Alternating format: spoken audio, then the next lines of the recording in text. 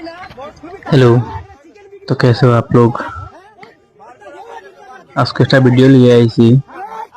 অত্যন্ত দেখছো আপনারা সবাই জানেন গরু মাংস খাওয়া নিষেধ করা হয়েছে আমরা ইন্ডিয়া সরকার থেকে।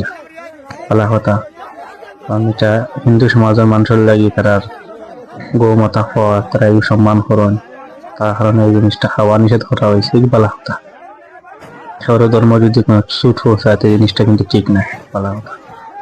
কিন্তু এখন বাড়ে গেছে আরো কয় দল মাছও খাওয়া না আর মুরগির মাংস খাওয়া না। মানে ভিডিও এগুলো আমি ভিডিও দেখিও যে মানুষটার মাত্রা সেও হিন্দু আর যারা মাত্রা এরা মানে কট্টর হিন্দু। হিন্দুর মধ্যে দুই জাতি আছে, একজন হিন্দু আর একজন কট্টর হিন্দু।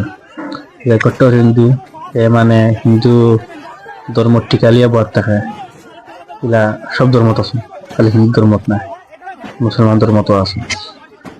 এই মানুষটা বার হয়েছিল মানে বেসাত মুরগির মাংস লগে প্লাস মাছও আছে মনে হয়, দেখে ফেলে তারা মাত্রা।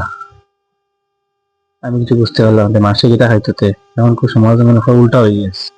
মানুষের ঘাস খাইতো আর মানে কুকুরে আর মেকুরে মাংস খাইতা, বলা মনে হয়ে গেছে না এটা। একটা মানে নাটক শুরু হয়েছে আর খাই আর কোনো কাম নাই। আর আমি তো এখন গ্যারান্টি মারি করে 80% হিন্দু মানুষে লুকাই লুকাই সব জিনিস খায়, 80% হয়ে দিয়েছে।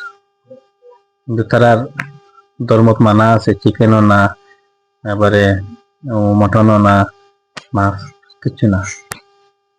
কিন্তু 80% মানুষে কিন্তু খায়নি। কিন্তু লোকালি হাওয়াত গরম আছে এমনি, একেবারে সামনে এলে সব ধর্ম ঠিক আছে আবার থাকি যায়। এখনো সময় আছে, বুঝতে ঠিক হয়ে যাবে, এই জিনিস কিন্তু বলা না।